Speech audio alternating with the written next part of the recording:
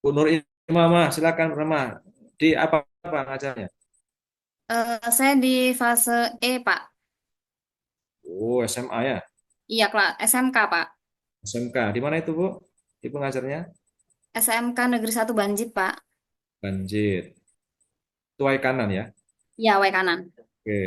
Fase E, SMK Banjir di kelas 12, 11, 10, Kelas 10. kelas 10.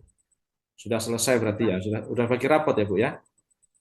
Udah, Pak, Alhamdulillah. Oke. Tapi kebetulan tidak wali, jadi hanya guru Itu. mapel. Oke. Ya, Bu Nur Imamah, kita akan mulai ya. Yang pertama, Ibu Nur Imamah silahkan terkait tentang teori-teori belajar. Karena Ibu sudah berapa tahun jadi guru? Sekitar 8 tahun, Pak. Sama kayak Pak 2007. Anwar tadi, Iya, dari 2017. 2017 ya.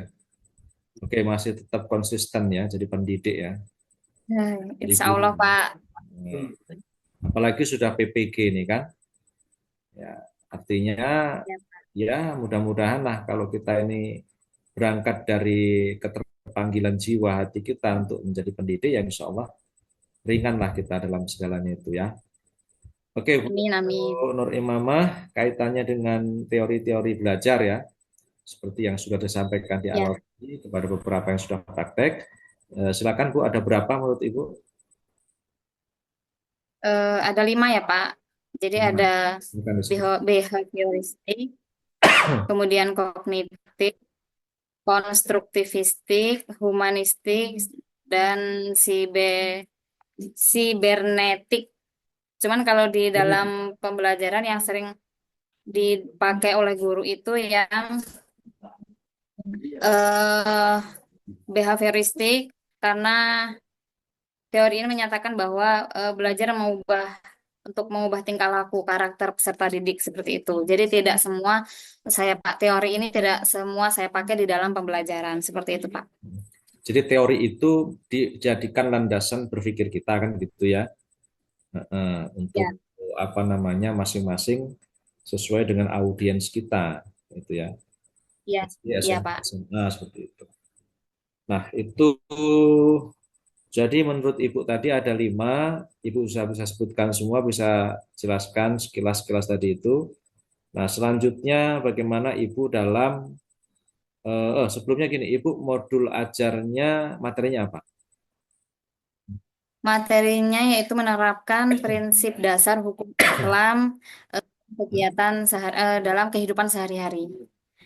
Sub Lima prinsip dasar sub hukum. judulnya, sub temanya, materi Eh, materinya, ya materinya itu Pak judul besarnya. judul Jadi besarnya. ya menerapkan 5 prinsip dasar seperti agama, terus kemudian keturunan, terus kesehatan seperti itu. Itu di dalam kehidupan sehari-hari manusia seperti itu. Oke. CP, TP, ATP, silakan. Oke, baik Pak. Eh,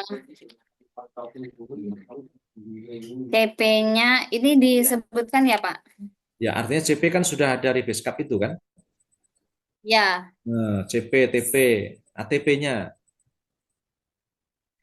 alur pembelajarannya Nah, eh, yang pertama itu guru memberikan materi kepada peserta didik, kemudian melakukan model pembelajarannya diskusi. Jadi saya menjelaskan kepada peserta didik tentang materi yang saya angkat atau yang di dalam problem based learning untuk kita bisa melihat dari gerak-gerik siswa ya Pak. Jadi ada yang memang beberapa siswa itu yang tidak paham, kemudian kita membuat diskusi di dalam pembelajaran tersebut. apa Bu materinya, Bu? Konkretnya yang untuk Ibu pakai PBL ya? Iya, PBL Pak, Problem Based Learning. problem based learning. Metode yang Ibu gunakan, diskusi tadi. Ya, diskusi Pak. Nah, Ya, Pak, Ibu. kalau kemudian Diskusi Pak. PBL, Intinya kemudian tadi Ibu diskusi. Nah, teknisnya seperti apa pada saat penerapan di pembelajaran itu ke anak-anaknya? kalau yang PBL ya Pak. Nah, Jadi siswa itu membuat kelompok, masing-masing nah, membuat kelompok yang minimumnya 4 sampai 5 peserta didik. hmm. Kemudian di situ kita melihat contoh konkret dari kehidupan sehari-hari kita, misal peserta didik. Bagaimana kita, apakah sudah bisa menjalankan dari 5 prinsip dasar tersebut atau belum? Nah, di situ kita bisa melihat, kemudian kita bisa merumuskan masalah. Nah, dari masalah tersebut, saya meminta peserta didik dari masing-masing kelompok itu untuk mendiskusikan, kemudian mencari solusi. Apa solusi dari masalah yang sudah kalian ambil seperti itu? Mereka bisa menyampaikan, mempresentasikan hasil diskusi kelompoknya. Ya, Nah, silakan coba mereka Bu, ambilkan gimana Pak? contoh satu. Silakan coba itu bagaimana respon atau hasil dari diskusi anak. Respon dari hasil diskusi Ya. anak. Jadi saya Nah, contohkan satu ya Pak. nah, Misal contohnya rendahnya pengetahuan agama pada era kehidupan remaja saat ini. Jadi kan kalau di era modern ini ya, ada peserta didik dari interview yang saya pakai, dari itu sudah saya apa namanya beri pertanyaan kepada peserta didik. Ya kadang saya tanyain Pak, sholat enggak, kemudian ngaji enggak seperti itu. Nah dari situ bisa disimpulkan atau kita mencari masalah dari rendahnya pengetahuan agama pada era kehidupan remaja saat ini. Nah, itu di analisis masalahnya dapat di prinsipnya itu agama. Jadi banyak remaja yang mulai jauh dari nilai-nilai agama yang menyebabkan mereka kehilangan arah dalam menjalani hidup. hmm. Kemudian Jadi ini maksud saya, penyalahgunaan begini, eh, kan kita ini menggunakan PBN, metode diskusi, ya kan? Nah, ya, ya Pak. per kelompok kan harus mempresentasikan hasil diskusinya, kan begitu? Ya, Nah, hasil diskusi ya. kelompok itu yang nanti akan dinilai oleh kelompok lain atau dinilai oleh Bapak Ibu gurunya, ya atau nanti saling menilai pada saat kelompok satu presentasi, kelompok dua melihat, memberikan nilai umpan balik seperti itu. Nah, yang maksud saya itu kan ini konkret daripada hasil anak itu ketika disuruh diskusi dia menyimpulkan. Nah, terus kemudian lebih dari itu yang mereka apa kesimpulan yang mereka buat itu loh. Gitu loh. Kesimpulan Artinya mereka dipresentasikan bisa Pak. masing-masing Dipresentasikan di depan. Ya, masing-masing masing-masing kelompok kelompok dari bisa masing-masing kelompok. menyimpulkan. Iya, dipresentasikan oleh kelompoknya. Jadi masing-masing kelompok mempresentasikan dari hasil diskusi yang sudah mereka Dilaksanakan lakukan. dari 5 prinsip tadi itu kan. Ya, Oke. Ya itu aja sebenarnya. Artinya sudah berhasil lah Ibu menerapkan PBL dalam proses pembelajaran dengan menggunakan metode diskusi. Selain diskusi, Ibu cantumkan apa di model pembelajaran, di metode pembelajaran itu? Selain diskusi. Kalau bisa lebih dari satu ya. eh, tanya jawab Pak. Jadi ada sesi tanya jawab juga di dalam pembelajaran tersebut. Nah, kalau bisa Jadi Bapak Ibu ada sekalian tambahkan nanti di ini kan bisa untuk perbaikan juga. Di metode pembelajaran itu bukan hanya ceramah, diskusi, tanya jawab. Bapak Ibu bisa cari referensi metode yang kira-kira tepat untuk materi yang Bapak Ibu sampaikan di modul ajar. Artinya gini Bu, karena di fase F gitu ya, itu kan ya berarti fase anak-anak fase fase E. fase E, Fase E. Iya, fase E ya, itu kelas 10 11 ya. F itu ya, 12. Nah, artinya gini, untuk fase E itu kan anak-anak sudah bisa berpikir kritis ya, juga berpikir kreatif ya. kan seperti itu. Nah, bagaimana Ibu bisa menumbuhkan menumbuh apa menggali gitu ya anak itu berpikir kritis dan juga kreatif gitu. Ibu bisa melihat dalam proses kerja kelompok anak-anak itu. Nah, dan ada dalam kelompok itu yang pasif, yang aktif gitu kan. Nah, dalam Ya. penilaian Ibu ya, misalkan satu kelompok 4 orang atau 5 orang, seperti apa mereka dalam hal keaktifannya atau kreatifnya dalam tugas kelompok tersebut? Dominankah atau bagaimana? Gimana Pak? Dominan apa Pak? Enggak, dominasi dari mereka dalam tugas kelompok itu loh. Artinya mereka semua aktif lima-limanya. Kalau satu kelompok 5 orang itu kan lima-limanya Ya itu kan saling terlihat. saling ber saling berkolaborasi Pak. Jadi Kolaborasi dibagi, semuanya aktif. misal kalau di dalam kelompok ya Artinya bagaimana Pak? semuanya aktif. Ya, semuanya aktif. Jadi kan dikasih tugas masing-masing. Jadi tidak hanya satu peserta didik yang mampu menyelesaikan masalah yang sudah dibuat itu tadi. Oke, oke lah itu cukup saya pikir. Selanjutnya bagaimana Ibu dalam merancang asesmen dalam modul ajar? Eh, yang itu melalui itu Pak, asesmen formatif. Jadi ke apa namanya? Kayak pembelajaran, setelah pembelajaran baru kita memberikan soal yang asesmen formatif itu tadi, yang LKPD ya Pak ya. Hmm. lembar lembar kerja peserta didik itu Apa tadi. coba konkretnya? Jadi gimana Pak? Konkretnya dalam LKPD dikasih tugas apa? Tes tertulis. Contoh, ambilkan contoh satu. eh Kalau yang di LKPD yang itu ada yang tes tertulis itu bisa dari pilihan ganda, bisa dari esai. Jadi misal Coba, saya oh, eh, yang esai coba contoh. ya analisislah Ya, dari pertanyaannya begitu. contoh Pertanyaannya bagaimana begitu. Pak? Analisis lah gitu. Coba, pertanyaannya tadi analisis lah begitu. Coba, Ya, ya kurang tepat dong kalau bahasanya analisis lah. Coba lihat di kata kerja operasional itu ketika kita analisis itu kan udah C berapa itu. Maka kan ada itu kalimatannya yang tepat ketika kita ranahnya sampai kepada analisa. Misalkan apa, misalkan. Ya kan, kan kalimat tanya apa, gimana, bagaimana, itu juga kan bisa menjadi apa namanya, bisa korelasinya nanti itu bisa juga dengan kata kerja operasional gitu kan. Yang dia masuk ke dalam ranah C1, C2, C3, C4, C5. Kalau ya sudah, misal dari mm, coba Ibu soalnya yang konkret deh. ya Analisalah, masa analisalah? Ya, apa namanya?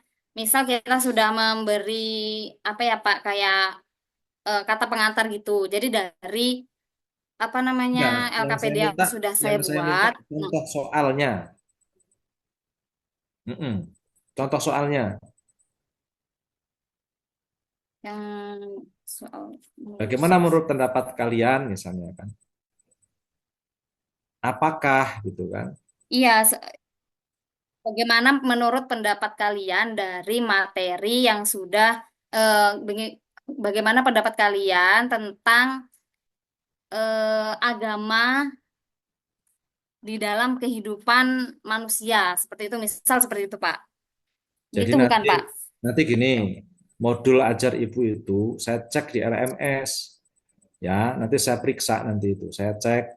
Kan nanti ini LMS ini kan media kami untuk menilai. Jadi semua dokumen Bapak Ibu itu diupload di LMS, itu nanti akan kami nilai. Jadi kan gini, dari awal saya sudah sampaikan di kelas K itu, ketika saya mendampingi dalam proses lokakarya, ada konsistensi dalam tugas Ya dari Pak. awal sampai akhir ketika mengikuti PPG ini gitu. Jadi jangan apa ya, jangan berubah-ubah gitu.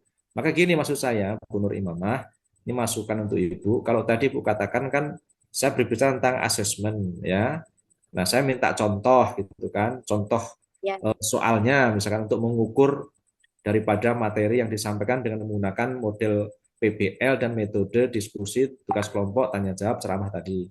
Maka ya sampaikan saja soal konkretnya seperti apa. Jadi tidak menggunakan narasi yang lebar, yang luas lagi gitu. Misalkan sebutkan, misalkan apakah pengertian ini gitu kan. Bagaimana menurut pendapat Anda gitu. Kaitkan antara ini dengan ini misalkan. Itu maksud saya. Oke ya, Bu Nur Imamah, nanti diperbaiki lagi itunya, ya Pak. dokumen LKPD-nya. Ibu sudah bikin modul P5RA, Sudah Pak. temanya apa, profilnya sudah disusun, tahapan-tahapannya Bu paham? Sebentar Pak. Yang untuk P5RA itu temanya keberagaman dalam kehidupan. Bukan Pak, maaf salah. Ibu sudah laksanakan belum ini? Yang ini sudah Pak, Oke, gaya hidup nah, berkelanjutan. untuk fase E tadi ya. Iya, cuman kalau di sekolahan kami itu yang sudah dilakukan selain ini itu kayak sebenarnya kewirausahaan seperti itu Pak, karena sering lebih ke kuliner atau dan sebagainya. Marketing. Iya, iya marketing karena basicnya kan memang SMK seperti itu. Sebenarnya kalau SMK itu lebih banyak apa namanya proyeknya harus lebih banyak kalau SMK itu kan gitu. Iya, Kan nanti kan diunjuk performkan atau digelar karyakan kan iya secara Pak. serentak itu kan tidak serentak itu kan nanti ya seperti umumnya lah kalau namanya gelar karya itu kan bisa per blok 1 semester sekali atau 2 semester sekali, tetapi tahapannya itu kan harus dilalui itu. Yang Iya, jelas Ibu paham ya tentang P5RA ya modulnya ya. ya Insya Allah Pak. Dari profilnya, tujuannya, aktivitasnya, asesmennya, Ya, tahapan-tahapan sosialisasi, ya kan? Tahap satu, tahap dua, tahap tiga, empat, sampai unjuk performnya, itu gelar iya, karyanya, sampai kepada penilaiannya yang itu dituangkan dalam rapot kan gitu. iya. Ya, sudah bagi rapot kan? Sudah. Oke, berikutnya PTK Bu. Apa yang Ibu ambil PTK-nya? PTK judulnya Upaya eh, lagi. penerapan metode pembelajaran kooperatif tipe Jigsaw untuk Nah, meningkatkan KKM siswa pada mata pelajaran pendidikan agama Islam di SMK Negeri 1 Banjit, Pak. penerapan tadi itu ya. Ya, Penerapan apa tadi? Ulangi lagi. penerap penerapan metode pembelajaran kooperatif tipe Jigsaw untuk meningkatkan KKM peserta didik pada mata pelajaran pendidikan. Kriteria keputusan minimal. Iya, iya, Pak. Yang terjadi sebelum digunakan metode jigsaw KKM-nya di bawah. Di bawah. Oke, Ibu ngajar di fase E kelas 10 berapa, jumlah siswanya berapa?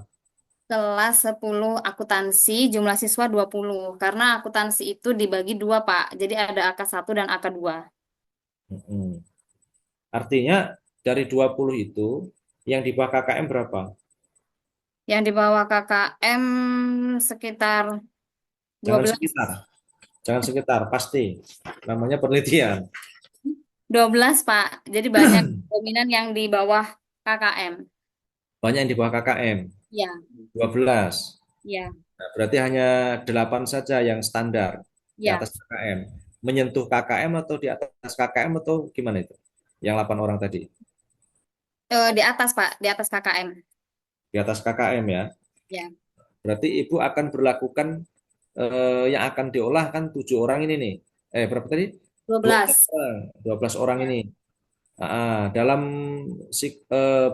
apa namanya data awal yang Ibu apa angkat atau unggah apa coba?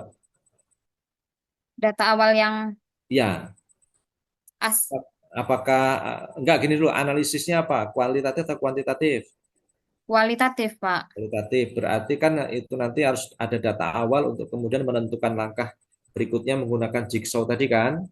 Ya, Nah, nah, apa data awalnya seperti apa yang menggambarkan apakah nilai dari 12 orang itu di bawah KKM atau lebih daripada itu sekedar nilai? Apa nilai, Pak. Nilai di bawah KKM. nilai di bawah KKM? Ya. Nah, kalau begitu Ibu nanti akan merancang PTK itu menjadi berapa siklus? eh dua satu siklus kayaknya belum selesai, dua siklus Pak. Jadi Oke. tapi kita lihat dulu dari siklus pertama itu apakah sudah berhasil atau belum. Kalau memang belum, saya akan mencoba mengulang di siklus yang kedua seperti itu. Hmm. Yang jelas Ibu sudah paham tentang PTK ya. Insya Allah Pak. Pendahuluan, kajian teori, metode penelitian sampai dengan instrumen yang dirancang nanti. Ya, ada hipotesanya juga, hipotesisnya juga. Kalau nanti misalkan di siklus satu sudah tercapai semua ya sudah artinya kan gitu kan. Ya, Oke. berhasil. Berikutnya kita ke praktek pembelajarannya seperti yang sudah-sudah. Ibu tadi kan PAI fase E, kemudian tentang prinsip-prinsip dasar apa tadi itu agama Paham? Islam. Nah, silakan Ibu dimulai dari pendahuluan, terus nanti inti dan penutup. Ya, baik, Pak. Sebelumnya, Ibu buka dulu, nah. Assalamualaikum warahmatullahi wabarakatuh. Waalaikumsalam warahmatullahi Oke, wabarakatuh. baik. Selamat pagi. Apa kabar hari ini semuanya sehat? Sehat, Bu. Sehat, Bu. Oke, oke, baik. Baiklah, sebelum kita memulai pembelajaran, silahkan lihat ke kanan dan samping kiri anak-anak. Apakah ada sampah ataukah ada bangku yang berserakan? Silahkan dirapihkan agar pembelajaran kita berjalan dengan baik, ya nak ya. Ya, Oke, sudah Bu. dirapikan semua. Kalau sudah, baik. Sebelum kita memulai pembelajaran, silahkan eh, Anwar Setiaji sebagai ketua kelas pimpin doa. Oke, Baik, baik. Bu. Oke, baik. Sudah ya. Nah, sebelum itu Ibu akan mengabsen terlebih dahulu. Badrudin hadir. Anwar Setiaji Hadir, Bu. hadir. Bu. Oke, baik. Hadir semua ya. Jadi sebelum kita masuk ke pembelajaran, nah, ada beberapa yang akan Ibu tanyakan tentang ada yang sudah tahu Al-Kuliyatul Al-Khamsah itu apa? Sudah ada yang tahu belum? Nah, jadi kalau belum nanti ya silahkan disimak pelajaran untuk hari ini ya nak ya.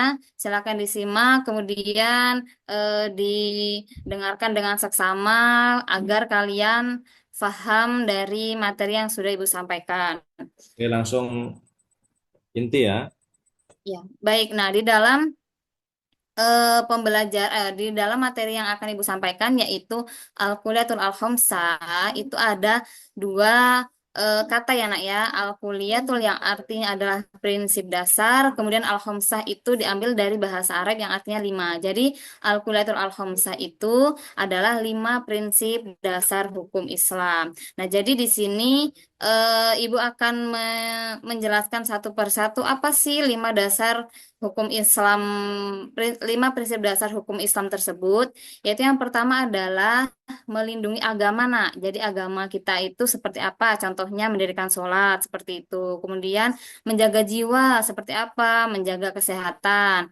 Kemudian yang ketiga menjaga apa? Menjaga akal. Bagaimana? Dengan cara menuntut ilmu ya. Kemudian yang keempat adalah menjaga keturunan dengan seperti apa? Menikah dan menjaga martabat kehormatan keluarga. Kemudian yang terakhir apa? Harta. Oke, baik, harta. Harta itu adalah bekerja dan mencari rezeki. Jadi bukan berarti kita itu harus seimbang ya nah antara ibadah dan bekerja, antara dunia dan akhirat itu harus seimbang. Oke, baik, dari pembelajaran yang sudah Ibu sampaikan, anak-anak apa ya ada yang mau ditanyakan? Kalau sudah cukup, mungkin eh, apa namanya Ibu akan memberikan tugas. Nanti silahkan kalian kerjakan ya nak di rumah minggu depan nanti kita akan bahas ya. Oke, Eh, baik, Bu. Hmm. Baik, jadi dari materi yang sudah Ibu sampaikan atau metode pembelajaran yang sudah Ibu sampaikan, apakah kalian merasa kurang paham? Nah, silakan kalian kalau memang kurang paham boleh ditanyakan ke Ibu ya, Nak. Nah, jadi dari kesimpulan materi yang sudah Ibu jelaskan, Al-Qiyatul Al-Khamsah itu adalah lima prinsip dasar hukum Islam yang memang harus kita terapkan sebagai umat Muslim. Jadi jangan sampai kita itu meninggalkan sholat dan lain sebagainya. Baik, sebelum Ibu tutup, marilah kita bersama-sama membaca lafaz hamdalah. Nah, alhamdulillahirobbilalamin. Baik, kalau sudah Ibu akhiri. Assalamualaikum warahmatullahi wabarakatuh. Sudah, Pak?